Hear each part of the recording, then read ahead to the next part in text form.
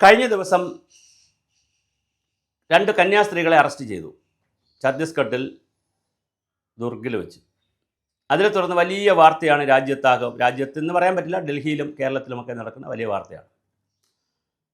ഇത് വലിയ വാർത്തയാകാനുള്ള പ്രധാന കാരണം ക്രിസ്ത്യൻ വിഭാഗത്തിലെ ഏറ്റവും സുറിയാനി ക്രിസ്ത്യാനി പോലുള്ള 2 ക്രിസ്ത്യാനി വിഭാഗത്തിൽ 2 സന്യാസിമാരെയാണ് പിടിച്ചിട്ടുള്ളത്. അതേസമയം പാസ്റ്റർ അവരാണ് ഈ വൈദികരെന്നൊക്കെ പറയുന്നവർ. പാസ്റ്റർമാരെന്ന് പറയുന്നത് ബെന്തക്കോസ്ത് വിഭാഗക്കാരാണ്. ഇത് പിടിച്ചത് ഛത്തീസ്ഗഡിലാണ്. എന്താണ് ഛത്തീസ്ഗഡ് എന്ന് മനസ്സിലാക്കുക, എന്നിട്ട് വേണം നമ്മൾ ഇവിടെ ഇരുന്നിട്ട് വർത്തമാനം പറയാൻ. ഇവിടുത്തെ ചാനൽ ചർച്ചകളിൽ ഇരിക്കുന്നവരോ രാഷ്ട്രീയക്കാരോ ഒന്നും മനസ്സിലാക്കാതെ കേരളം പോലുള്ള തമിഴ്നാട് പോലുള്ള ഒരു സംസ്ഥാനമാണ് ഛത്തീസ്ഗഡ് എന്ന് വിചാരിച്ചാണ് നമ്മൾ വർത്തമാനം പറയുന്നത്. സ്മൃതി പരുത്തിക്കാടൊക്കെ ഇന്നലെ റിപ്പോർട്ടർ ചാനലിൽ ചോദിക്കുന്ന കേട്ടു, BJPയുടെ ഗോകുൽ രാജിനോട് ചോദിക്കുന്ന കേട്ടു, നമ്മൾ യാത്ര ചെയ്യുമ്പോൾ എന്തൊക്കെ രേഖ വേണം, മിനിമം രേഖകൾ പോരെ, ടിക്കറ്റും അതുമായി അനുബന്ധ രേഖകൾ പോരാ സ്മൃതി.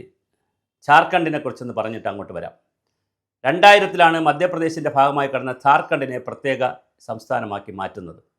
അങ്ങനെ 2000-ൽ മാറ്റുന്നതിനൊരു ഉദ്ദേശവും ഉണ്ടായിരുന്നു.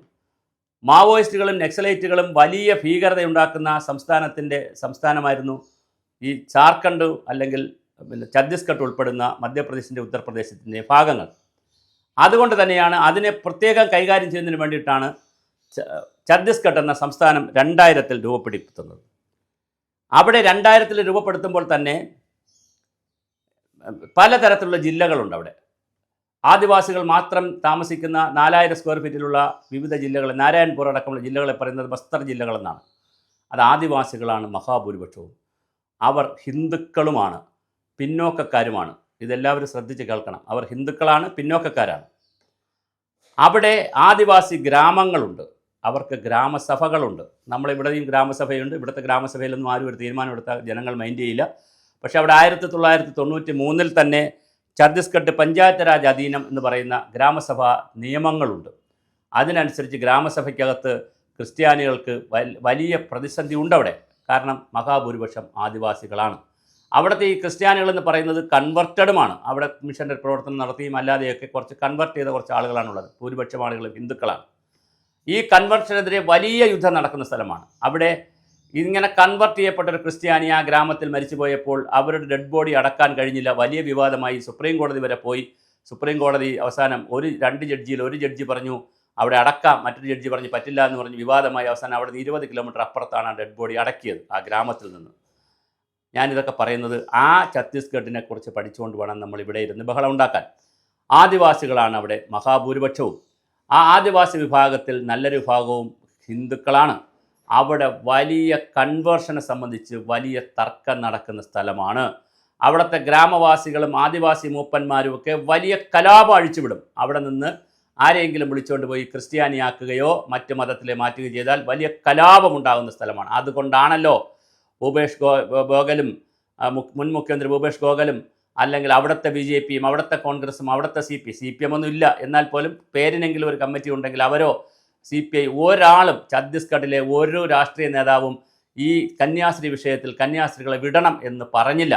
റിപ്പോർട്ടർ ചാനലിൻ്റെ ലേഖകൻ റിപ്പോർട്ടർ 2.5 മണിക്കൂർ നേരം ഭൂപേഷ് ഗോഗലിൻ്റെ വീട്ടിൽ ചെന്ന് നിന്നിട്ടും ഒരു വാക്ക് പോലും അദ്ദേഹം പറഞ്ഞില്ല. കാരണം അവിടുത്തെ രാഷ്ട്രീയം വേറെയാണ്. അത് ദളിത് ആദിവാസികളുടെ സ്വത്വവുമായി ബന്ധപ്പെട്ട് നിൽക്കുന്നൊരു സ്ഥലമാണ്. അവിടെ നിന്നാണ് ഈ പ്രശ്നങ്ങളെല്ലാം ഉടലെടുക്കുന്നത്. സ്വാഭാവികമായി അവിടെ ഒരു ക്രിസ്തീയ വേഷമിട്ട കന്യാസ്ത്രീ ആവട്ടെ, പാസ്റ്റർ ആവട്ടെ, വൈദികനാകട്ടെ കണ്ടാൽ ഛത്തീസ്ഗഡിലെ ജനങ്ങൾ സംശയത്തോടു കൂടിയാണ് കാണുന്നത്. കാരണം അവർ ആളുകളെ കടത്തിക്കൊണ്ടുപോകാൻ വരുന്നവരാണോ, അതുപോലെ തന്നെ മതം മാറ്റാൻ വരുന്നവരാണല്ലോ സംശയമുണ്ട്. അതുകൊണ്ട് തന്നെ അവിടെയുള്ള ബജ്റംഗ് ദൾ വളരെ വിജിലൻ്റാണ്, പാസ്റ്റർമാർ വിജിലൻ്റാണ്, ബെന്തക്കോസ്ത് സഭകൾ വിജിലൻ്റാണ്. നമ്മെപ്പോലുള്ളൊരു സ്ഥലമല്ല. അവിടെ നിരന്തരം കലാപം നടക്കുന്നൊരു സ്ഥലമാണ്. അതുകൊണ്ട് തന്നെ റെയിൽവേ സ്റ്റേഷനിലെത്തിയ ആളുകളിൽ റെയിൽവേ സ്റ്റേഷനിലും ബസ് സ്റ്റേഷൻ വഴിയൊക്കെ ആര് കയറിപ്പോയാലും വളരെ കർശനമായ അന്വേഷണവും നിയന്ത്രണവുമൊക്കെ ഉള്ളൊരു സംസ്ഥാനമാണത്. അതുകൊണ്ടാണ് അവിടെ റെയിൽവേ സ്റ്റേഷനിൽ വന്നവരോട് രേഖകൾ ചോദിച്ചപ്പോൾ കൃത്യമായി എല്ലാ രേഖകളുമില്ല.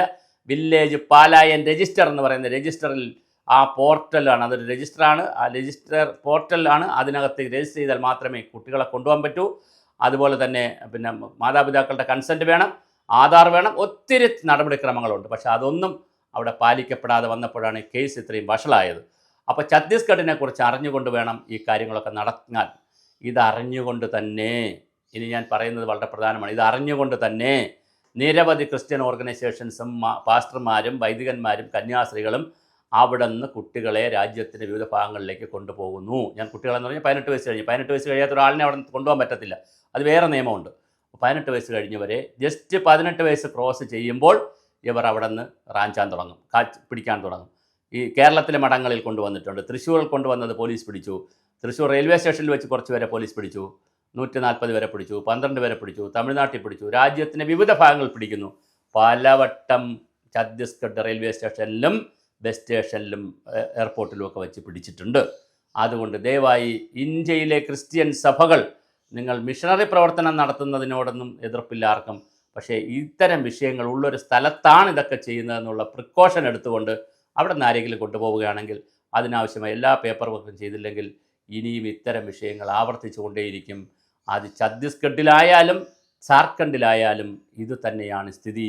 അവിടെ വളരെ വ്യാപകമായ രീതിയിൽ മതപരിവർത്തനം നടക്കുന്നു, മനുഷ്യക്കടത്ത് നടക്കുന്നു. അതുകൊണ്ട് തന്നെ അവർക്ക് അവരുടേതായ നിയമങ്ങൾ ഗ്രാമസഭകൾക്ക് പോലുമുണ്ട് എന്നുള്ള കാര്യം കേരളീയ സമൂഹം അറിഞ്ഞുകൊണ്ട് വേണം നമ്മൾ ഈ ചർച്ചകളൊക്കെ ഇവിടെ അന്തിച്ചർച്ചകളും അടുപ്പൂട്ടി ചർച്ചകളുമൊക്കെ നടത്തേണ്ടത്.